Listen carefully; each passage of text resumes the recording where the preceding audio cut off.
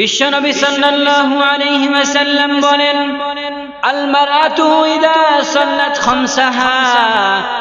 নবীজি সাল্লাল্লাহু আলাইহি ওয়াসাল্লাম বলেন, কোন স্ত্রী লোক যদি সময় মতো সঠিকভাবে 5 ওয়াক্ত নামাজ আদায় করে, কি মতো সঠিকভাবে সময় মতো 5 ওয়াক্ত নামাজ আদায় করে।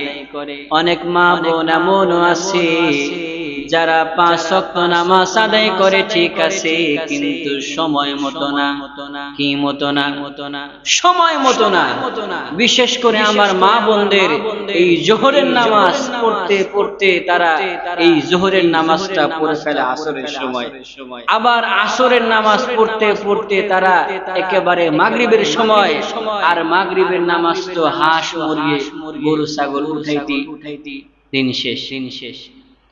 বিশ্বনবী সাল্লাল্লাহু আলাইহি ওয়াসাল্লাম বলেন, কোন স্ত্রী লোক যদি সময় মতো সঠিকভাবে 5 ওয়াক্ত নামাজ আদায় করে, ওয়াসামাত শাহরাহা, এবং রমজান মাসের সিয়াম পালন করে, ওয়া আহসানাত ফারজাহা, এবং নিজের লজ্জা স্থানের হেফাজত করে, ওয়া তাআত বালাহা, এবং স্বামীর অনুগত থাকে, স্বামী যা বলে তাই ঠিক, স্বামীর সাথে তর্ক করে না, স্বামীর কথা অমান্য করে না, স্বামী যদি বলে তুমি পর্দায় থাকো তাহলে পর্দায় থাকে, স্বামীর অনুমতি ছাড়া বাইরে যায় না।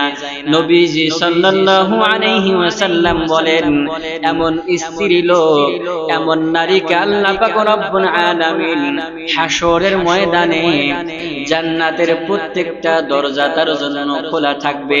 তাকে বলা হবে, তুমি যে কোনো দরজা দিয়ে জান্নাতে প্রবেশ করতে পারো।